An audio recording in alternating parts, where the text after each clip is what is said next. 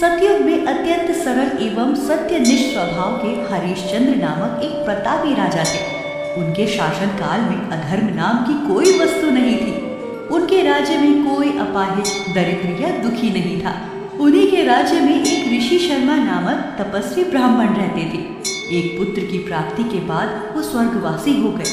पुत्र का भरण पोषण उनकी पत्नी करने लगी। वो विधवा ब्राह्मणी भिक्षाटन के द्वारा पुत्र का पालन पोषण करती थी। वो पतिव्रता ब्राह्मणी गोबर से गणेश जी की प्रतिमा बनाकर सदैव पूजन किया करती थी। भिक्षाटन के द्वारा ही उसने पूर्वोक्त रीति से तिल के 10 लड्डू बनाए।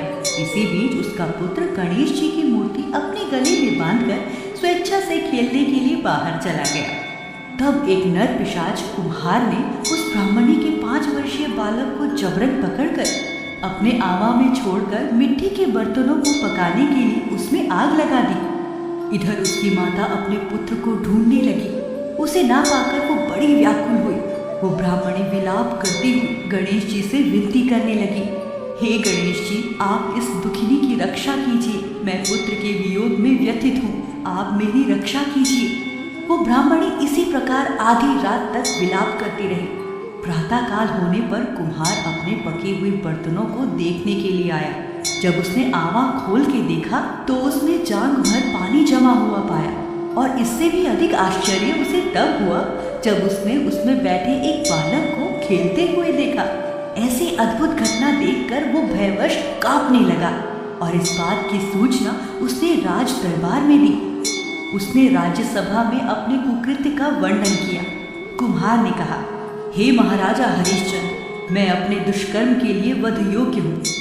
उसने आगे कहा, हे महाराज, कन्या के विवाह के लिए मैंने कई बार मिट्टी के बर्तन पकाने के लिए आवा लगाया, परंतु मेरे बर्तन कभी नहीं पके और सदैव कच्चे रह गए। तब मैंने भयभीत होकर एक तांत्रिक से इसका कारण पूछा। उसने कहा कि चुपचाप किसी बच्चे की तुम बलि चढ़ा दो, तुम्हारा आवा पक जाएगा। मैंने सोचा कि मैं किसके बालक की बलि दूं। मैंने अपनी पत्नी से परामर्श किया कि ऋषि शर्मा ब्राह्मण मृत हो गए हैं। उनकी विधवा पत्नी भीख मांगकर अपना गुजारा करती है। यदि मैं उसके पुत्र की बलि दे दूं तो वो मेरा कुछ बिगाड़ ना पाएगी और मेरे बर्तन भी पक जाएंगे। मैं इस जघन्य कर्म को करके रात में निश्चित होकर सो गया। प्रातः जब मैंने आवा खोलकर देखा तो क्या देखता हूँ कि उस बालक को मैंने जिस स्थिति में छोड़ा था वो उसी तरह निर्भय भाव से वहाँ बैठा है और आवा में जांघ भर पानी भरा हुआ है। इस भयावह दृश्य से मैं कांप उठा और इसकी सूचना देने आपके पास आया हूँ। कुम्हार की बात सुनकर राजा बहुत ही विस्मित हुए और उस बालक को देखने आए। बालक को प्रसन्नता पूर्वक खेलते देखकर मंत्री से राजा ने कहा, ये क्या बात है? ये किसका बालक है? इस बात का पता लगाएं। इस आवे में जांघ भर पानी कहाँ से आया? इसमें कमल के फूल कहाँ से खिल गए? इस दरिद्र कुम्हार के आवे में हरी हरी धूप कहाँ से उग गई? बालक को ना तो आग की जलन हुई, ना इसे भूख प्यासी है। ये आवे में भी वैसा ही खेल रहा है, मानो अपने घर में खेल रहा हो। राजा इस तरह की बात कह ही रहे थे, वो ब्राह्मणी वहाँ बिलखती हुई आ पहुंची। वो कुम्हार को कोसने लगी। जिस प्रकार गाय अपने बछड़े को देखकर रंभाती है, ठीक वही अवस्था उस ब्राह्मणी की थी। वो अपने बालक को गोद में लेकर प्यार करने लगी और कांपती हुई राजा के सामने बैठ गई। राजा हरिश्चंद्र ने पूछा, हे ब्राह्मणी, इस बालक के ना जलने का क्या कारण है?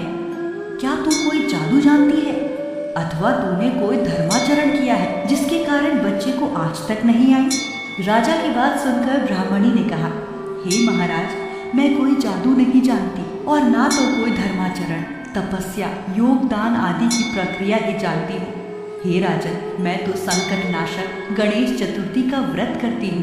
भगवान गणेश की कृपा से ही मेरा पुत्र सुरक्षित बचा है। माना जाता है कि इसी दिन से प्रत्येक मास की गणेश चतुर्थी का व्रत आरंभ हुआ। इस सर्वोत्तम व्रत के प्रभाव से व्रती की सभी मनोकामनाएं पूर्ण होती हैं। जो भी मनुष्य इस पावन व्रत को करता है उसे पूर्ण सफलता मिलती है। वो पृथ्वी लोक के समस्त सुखों को भोग कर मोक्ष को प्राप्त होता है।